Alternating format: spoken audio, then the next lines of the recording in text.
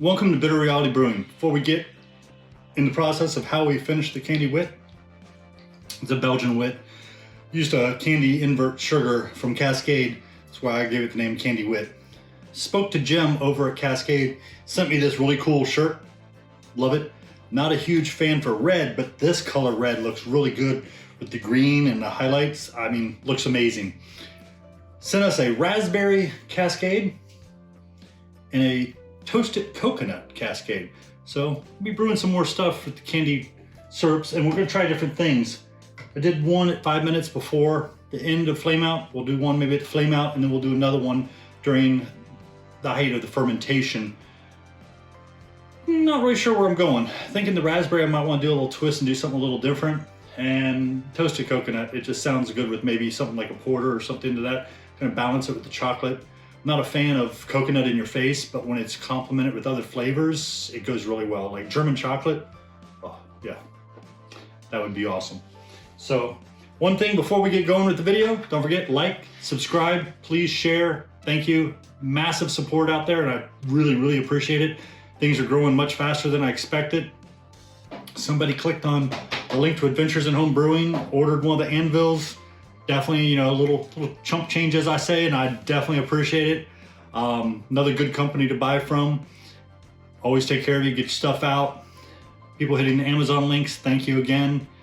And let's get on with the review. I'll tell you, it's good, but I won't give you the details. Gotta watch. Thank you. Okay, for the subscribers, you've all seen this before. Basically, we're gonna move some water. Put the water in here, lifts it up, put a disconnect. I don't know if you noticed, but the hose isn't as transparent, it's more translucent now.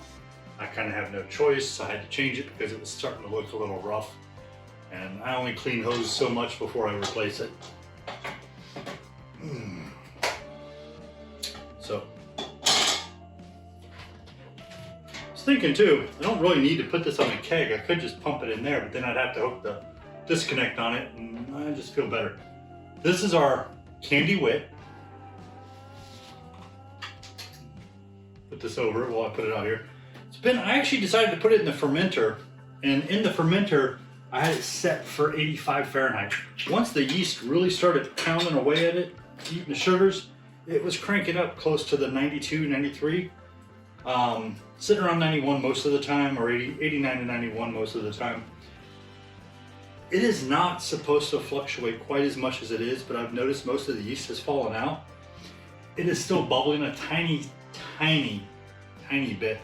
Normally I let everything sit in the fermenter for about 2 weeks, move it, let it sit for about a week or dry out for a week, then I move it to the kegerator, crank up the PSI to about 30, and within 2 to 3 days I'm set and I can drop it back down to 10, 12, whatever I want it to be.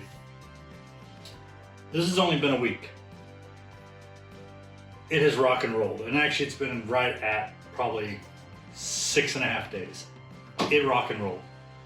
Tilt hydrometer is 1.004 for the Lithuanian Farmhouse yeast, or Kveik, or Kveik. They say it's not a Kveik yeast, it's a farmhouse yeast, but according to the scientists or the doctors for like Omega and other yeast companies, it's a Kveik yeast. It's just left Norway and went over to Lithuania at some time probably. That's a guess, but hey, who knows? Okay, here we go. We'll pop the seal, get a towel. It's not quite as sterile as Star Sand, but hey, I'll wash it later. Okay, let's get the yeast or the beer moving. Kick the pump on. We'll do a little Speedy Gonzales / Roadrunner / whatever. Fast forward. There we go. Kick it on here.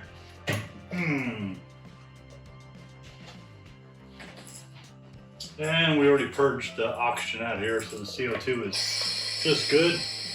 I know somebody complained one time they could hear the kegerator, so we'll turn it off. Sorry about that.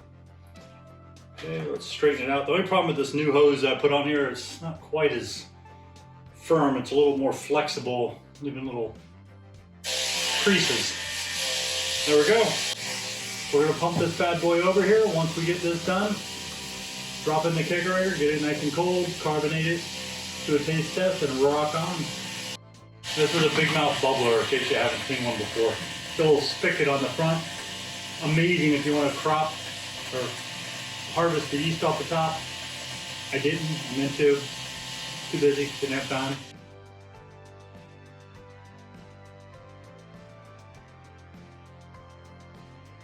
And that's it. We'll let that chill out and carbonate. It's that time. Time to taste the Candi Wit. This is the Belgian wit that we did using a Kveik yeast, Norwegian type yeast, but actually this came from Lithuania. It's considered a farmhouse yeast, but it still qualifies as a Kveik yeast, called Jovaru. And I'll put that up there so y'all can figure out how to pronounce it. I've listened to some of the Norwegians pronounce Kveik yeast even, and they all pronounce it different, so I'm expecting this is probably pronounced very differently throughout the region. Our original gravity was 1.044. Our final gravity was estimated at 1.005, but we ended up at 1.004, which puts us just a hair under, or right at about, according to Beersmith, 5.3% ABV. Shooting for 5.51, I'm good with that. Keep in mind too that we added the Cascade candy syrup, basically an invert syrup, and it had orange peel and coriander. So, and then the Lithuanian Farmhouse yeast gave us lemon pith, basically the bittery part of the lemon, and gave us black pepper. So, and then the hops, of course, gave us some citrus leaning towards the lemon and black pepper, which was, I believe, Jade Pacific, if I remember right. Yeah, or Pacific Jade. Here we go. Make sure I turn on my CO2. I turned it off because I was doing some stuff and I was trying to overcarb something to get it carved up quick.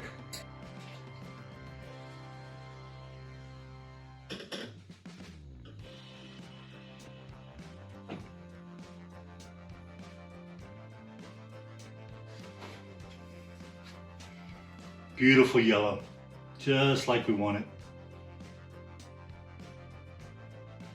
Nice summer beer. I've been taste testing a little bit before it was fully carbonated, but the first thing you smell is that coriander. And definitely citrus notes behind it. A little more to the lemon side. A little hint of almost like a sweet orange.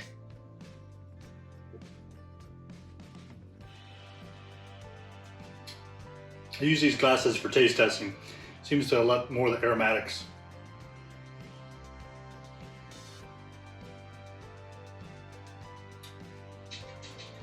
Great, nice and crisp. I've been drinking a lot of beers that are 7 to size 9, so this tastes extremely light to me right now. Once those are gone and out of here, this will taste just fine, but it tastes great. It's very light, definitely something you could sit outside during the middle of summer and just sip and sip and sip with no issues. It's got that nice crisp bite, which is great. What was kind of funny was with the farmhouse yeast, when I first did the taste test and it was just starting to carbonate and the bubbles really hadn't solidified in there, it tastes very lager-like. I mean, it's extremely smooth. It's still got that nice sharp crispness that I was looking for, which is great. A little more than I expected right up front. It usually takes a little aging, a little lagering, shall we say. But tastes great. Thank you for joining us on Bitter Reality Brewing.